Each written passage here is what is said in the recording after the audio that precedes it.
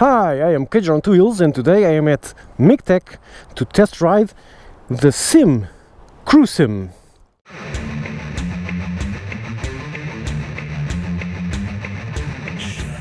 So the Cruisym is a bad pun between cruising and sim. Well, they tried. Okay, so this is the evolution to the SYM GTS. SYM is a South Korean brand which started by doing some relatively decent scooters, and now is trying to enter the premium market with this. The GTS was already a near premium small scooter, 125 scooter, M300. This is now a premium scooter. It costs nearly as much as the Honda and the Yamaha, but a bit less, 4,200. Let's put the settings here, or the specs here. So here's the settings. Let's get this enough. So front wheel 120, front wheel is a 120 14-inch rim. The rear is 140 13-inch rim, so it's an odd tire size. Not very common, but not completely unique, not bespoke. You have a standard suspension at the front, you have halogen headlamps, you have the traditional SYM LEDs, LED indicators at the front, you have an LED tail light, LED rear indicators, as is kind of standard nowadays. You have ABS on both wheels, and that's basically it. It's a 125 scooter. There's not much to say in technical terms. The seat has a little button here to open, which is pretty cool. It is a pretty big seat, which fits easily 2 helmets and some extra stuff in the middle, so it's very practical. That's the whole point. And you have this cubby hole here with 2 chargers, one USB on the left and one 12-volt on the right. So pretty practical for a big scooter. Oh, you have this new huge windscreen, which is adjustable in 2 positions. This is the highest one. The lowest one is these pegs here, so you have to remove this, unscrew it, put it back in, and then put this in again, I think, because I don't really see how do you undo it in any other way. Cool bike, bro. That's the least annoying cousin of the GSX-R. Yeah, that's it. That's basically the scooter. Instrument wise, you have this cluster which looks a lot like a T-Max. You also have this rear which looks like a lot like a T or an X-Max. Well, if it looks pretty, let's do it. Let's also do it. You have total trip and oil, and on top you have voltage for the battery and a clock, which is a bit disappointing. I wanted an air temp. Where's my air temp, Sim? You forgot that. I'd much rather have that instead of the voltage of the battery. Come on. Or both. It's serious. It would really not be that hard, and this bike has 50 billion places to put the thermometer, like here. So, highway riding. The bane of all 125s. This one, and there is a lot of wind. Look at that. It's seriously ridiculously windy. Now it's going side wind and slightly hot front winds coming from that direction, and I'm going uphill. The bike is not passing 90 kph. Flat terrain, it's not going over 100, but this is a new bike. It's 600 kilometers old only, so the engine is very stiff yet.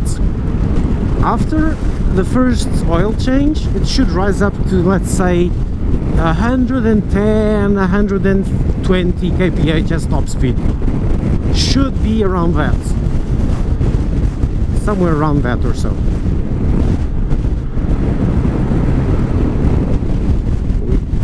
We cool. Okay. This time it got hampered by the fact that there is a lot of wind. Seriously, it's very windy, and part of it was front wind, so it was slowing the bike down quite a lot. Also, wind protection is pretty good. It's no wind pressure whatsoever at any speed. I did 130 going downhill, so there was no wind buffeting whatsoever anywhere. which is very, very nice. Even for a little 125 scooter, this is very good wind protection. It's very comfortable. I can stretch my legs, basically. I can actually stretch my legs completely. For reference, I am 1.74 meters tall, which is 5'7" or 5'8", I think. I'm not sure. Americans, you do the math. And the Brits also know this math by heart. I don't. But you can stretch your legs. You can, the more natural position is very comfy, or you can bend your legs and feel as if you're sitting on a chair. Seat is also very comfortable. The whole bike is very comfortable and spacious. There's space for your feet, even though half your foot is outside of the floorboards when you're in your front feet position, like so. I'm actually looking at the road, not at my feet. I hope I'm filming the correct place. Let's go. So that works well.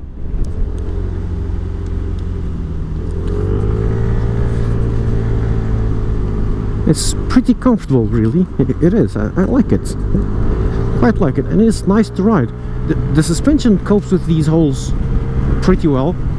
There's not much of an issue with potholes, etc. And I know this is kinda bumpy. Let's try and find somewhere. Oh, this here. Ah, works fine. So it's that same mixture that scooters always have between the suspension and the seat to take the jolt out of the big hits, the big potholes, and it works pretty well. So this is, what the hell does this guy have? So many stickers. I'm sorry. Okay, onwards. Test track. Yeah, I'm going to start the test track here, so we can do some higher speed runs, and there is a bus, so never mind that. Actually, scratch that. Let's see how this copes with some overtaking. It's a slow moving bus. It's going at 40. Come on, come on, come on. And are you going to stop here? If you're going to stop here, I'd be very freaking happy. Oh, come on. I can run this fast. Actually, I can.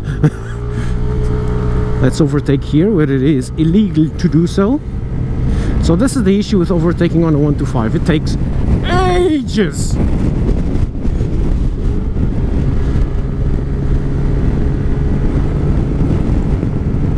Is that bus stopping? It is. Good. I really did not want to find that bus when I'm going downhill, going fast. So, full throttle. It's very smooth leaning. There's no instability. It just goes so smooth.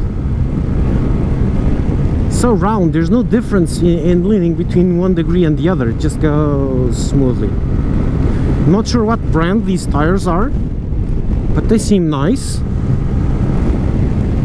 Very gradual.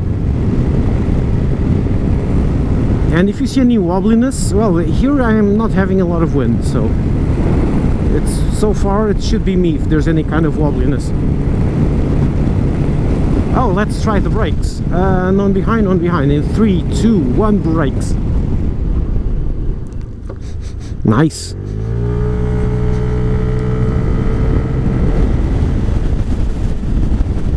Although it did take a little more than I was expecting. Not sure what speed was. I'm going to do another test brake at 100 kph. Oh, that was Wave. Wave? That's another motovlogger. I recognize the helmet and the gigantic power bank he has on top of his icon on the rear spoilers. Okay, test track. The real test track.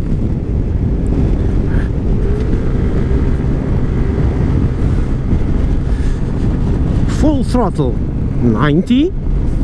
It is a 125, so it's just going to keep a speed the whole way up, and if you slow down you're going to lose that speed and you are not going to recover it, so you have to work it as momentum. You lose momentum on this uphill on the 125 and you are not going to retrieve it. Cornering wise, pretty nifty, confidence inspiring, which is good. Oh, crikey. Okay, I can see the road here. Nice.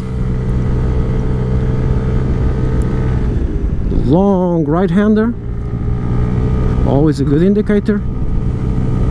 Very stable, okay. Granted, speed isn't much, it's only 60, but it really doesn't do much more. It is a 1:5, but the point of this is to see if it's stable on cornering. It is very, very stable on cornering. It just stays there. You lean and it stays. Even on this less than ideal pavement, which has pine needles on the ground, so you can roll over them, it's still cool. And I'm not very confident yet. I'm going to go up and down, but I think on the Portuguese video I'm going to be able to lean a lot more, because this is really surprising. Okay, this is a sim. I wasn't expecting performance. Expecting it to be good, not very good, and this is damn near excellent. Wow, this is very good. It's very good cornering. I'm trying a bit more, and then a bit more, and then a bit more, and the bike is still saying me, no, I can do more. Don't worry. There's no uneasiness, there's no wobbliness, there's nothing. It's just more and more leanage, and it's, what the hell, man? Did you see that guy cutting the corner with me on it?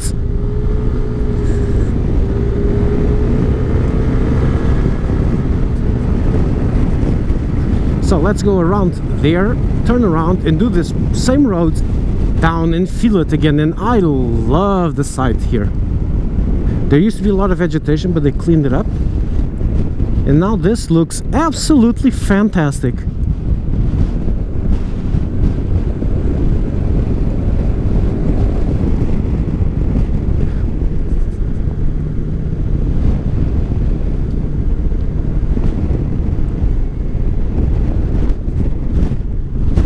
Oh, I have to overtake that guy there. Let's overtake this guy immediately. So I don't want to get stuck behind him the whole way. Okay, I'm going full throttle, remember. It's a 1:5. There's only 2 throttle settings, which is on and off. Seriously, it could just very well be a button.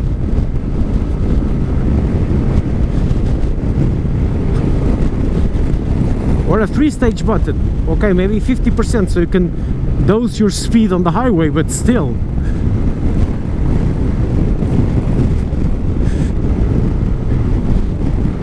Again, this is relatively normal for a 1:5. There are 1:5s that are faster, but not many. Well, scratch that. There are a few that are faster than this. This is not supposed to be fast. This is a maxi scooter, so it's heavy. Hey, Mr. Ferrari, please don't cut corners.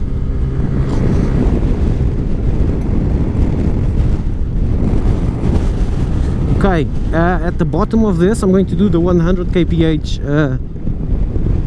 brake test. That's a lot of leanage, and that's a lot of leanage easily.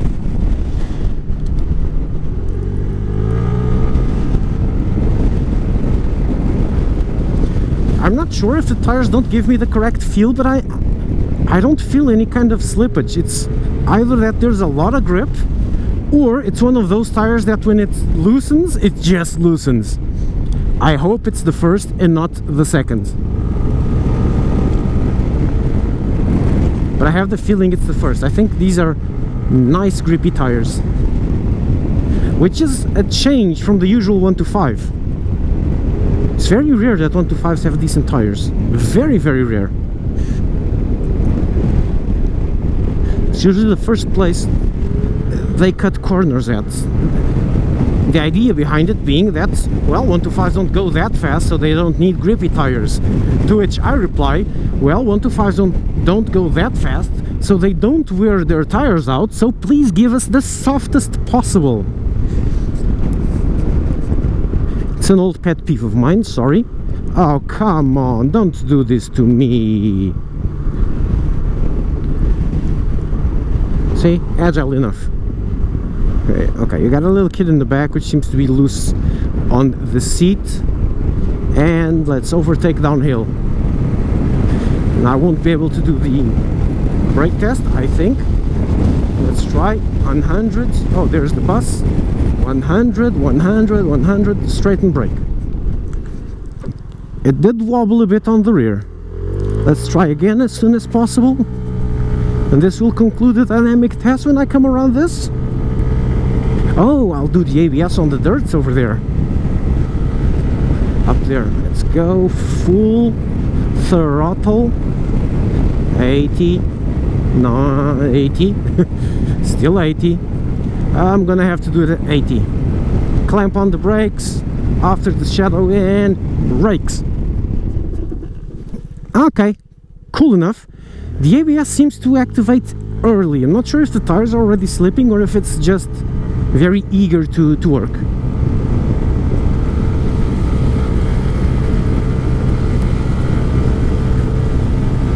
Whoops, it's here.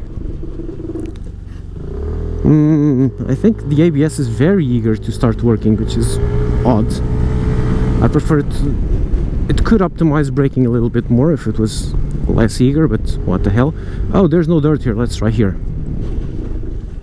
Yeah, it works. Now another test, which was very odd when I started. Now the engine's warmed up. I'm going to go full throttle from a standstill. It takes a while. Even for a 1 to 5, this, you roll throttle at the exit of a stoplight, and it, for half a second, it kind of forgets what it is. It kind of forgets that, oh yes, I am a vehicle, I am supposed to move forwards. It seems like you roll throttle and it goes more volume, more sound. Oh no, wait, yeah, I'm back, I have to go. I'm going to do it again, check this out. Look, and look at the ground behind when it starts moving. I'm going to roll throttle full. Takes a good half a second to get going. You may say, oh, that scooter always takes this long. No, check out the competition. You just roll throttle and you just are slingshotted out. So this is the only thing I'm not liking about this bike, and it's fun because it's weird. It kind of forgets what it is. Oh, the Yamaha Majesty used to do this. Which is very odd. Okay, yeah, so that's basically it. The SYM Cruisym. Very good quality, by the way. The quality of the bike is very much improved. It's fantastic. I would dare say Japanese-like, almost. Okay, there's a little seam here, but the materials themselves are great. It doesn't look like it's going to fall apart. This chrome is actual metal. It's actual chrome, not that pretend thing it usually is. This is actually a decent lever. It's different. It's got a seal of approval quality wise. Okay, so I think that's so. I can't believe I'm actually saying this, but this SYM Cruisym is easily on par with the phenomenal Forza and the awesome X-Max. This is an insanely good machine. It just corners like I don't understand how this corners so well. The tires are Maxxis Pro. I don't really know the Maxxis brand. I know they do sport tires, but there's just so much grip, there's so much leanage available. Look at this rear tire, which is only 600 kilometers old. Look at this. It's burned all the way to the edge, and this wasn't me for sure. I'm sure I just did this part here and I left these last 3 millimeters, but there's no limit. It's amazing, and I'm being a bit unfair. I shouldn't be surprised because this is a 4,000 euro 1 to 5 scooter, and for this price it had better be something amazing, and it is. It seriously is. This is a great option. If you don't like the look on the Forza, or if you don't like the look on the Yamaha, this is an awesome third option, which leaves nothing to the other two. It's amazing. Okay, it leaves two little details. Halogen headlamps. The braking, I felt it to be weak, and the ABS activates pretty soon. But a good part of that is the riding position, because since you're anchored here at the front, when you brake, you don't feel as much the braking forces because you're anchored to the bike. If you put your feet back and then you brake, you feel yourself being catapulted off the seat, which is the usual feel I get. So I think it brakes as any other. Hey, first time. I think it brakes as any other, only the feel is different because your feet are more stretched out and you're better anchored to the machine. Super comfortable, super smooth, super high quality, super looks, super cornering. Oh well, super price. That's it. Cage, you're out.